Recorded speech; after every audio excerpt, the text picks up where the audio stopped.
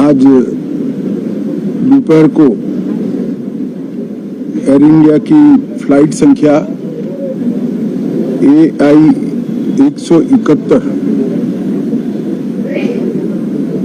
दुर्घटनाग्रस्त हुई और कई पैसेंजर इसके अंदर हताहत होने की संभावनाएं हैं। इस घटना से पूरा देश क्षुब्ध है और पूरा देश एक साथ पूर्ण संवेदनाओं के साथ जो दुर्भाग्यपूर्ण हादसे में पैसेंजर हताहत हुए हैं, इनके परिजनों के साथ खड़ा है। सबसे पहले मैं भारत सरकार, गुजरात सरकार, भारत सरकार के प्रधानमंत्री जी और गुजरात सरकार की ओर से भी जो लोग हताहत हुए हैं, इनके परिजनों के प्रति गहरी संवेदना व्यक्त करता हूं। 10 ही मिनटों में हादसे के भारत सरकार के पास सूचना पहुंची। तुरंत ही मैंने मुख्यमंत्री जी, यहाँ के गृह मंत्री, होम डिपार्टमेंट के control room, civil aviation department, civil aviation मंत्री, सभी से संपर्क किया। प्रधानमंत्री जी का भी तुरंत ही फोन आ गया और भारत सरकार और गुजरात सरकार के सभी डिपार्टमेंट एक साथ होकर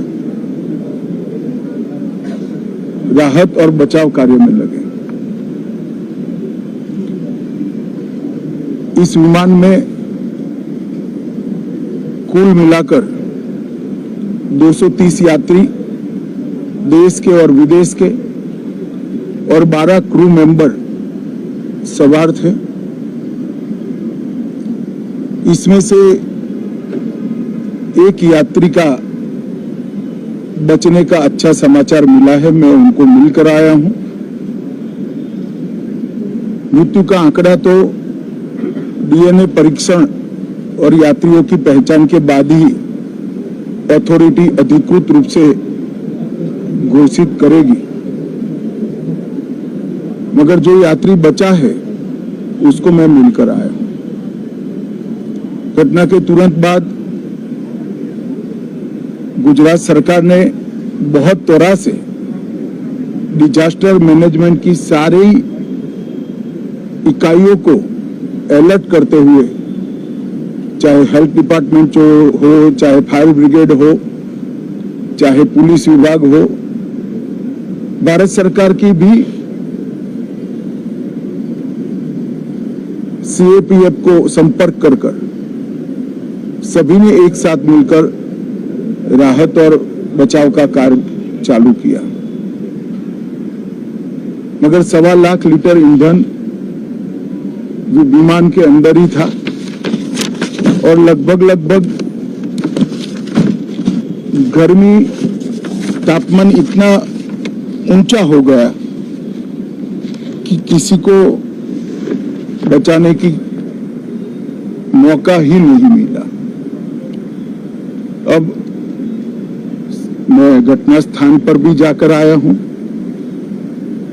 सारे यात्रियों के मृतदेह को बाहर निकालने का काम लगभग समाप्त हो चुका है। जितने यात्रियों के परिजन यहां पहुंच चुके हैं, वो सबका DNA लेने की कार्यवाही भी 2-3 घंटों में समाप्त हो जाएगी। विदेश में जिनके परिजन हैं, उनको सूचना देने की कार्यवाही समाप्त हो चुकी है और जैसे ही पहुंचते हैं उनके भी DNA सैंपल लिए जाएंगे और मृतदेहों की पहचान के लिए जितने मृतदेह मिले हैं, इनके भी DNA सैंपल लेने की कार्यवाही समाप्त हो चुकी है। गुजरात में ही लगभग 1000 के आसपास DNA टेस्ट करने पड़ेंगे। ये सभी टेस्ट करने की क्षमता गुजरात में विकसित है तो डीएनए टेस्टिंग के लिए कहीं गुजरात के बाहर जाने की जरूरत नहीं पड़ेगी। गुजरात की एफएसएल और नेशनल फॉरेंसिक साइंस यूनिवर्सिटी दोनों मिलकर कम से कम समय में डीएनए का परीक्षण पूरा करने के बाद परिवारजनों को अपना मृतदेह परिजन का मृतदेह सौंपने का काम करेंगे।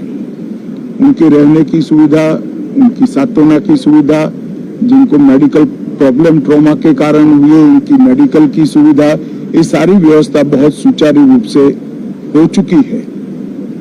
अभी रिव्यू मीटिंग में सारी व्यवस्थाओं को हम सब मंत्रियों ने साथ में मिलकर देखा है।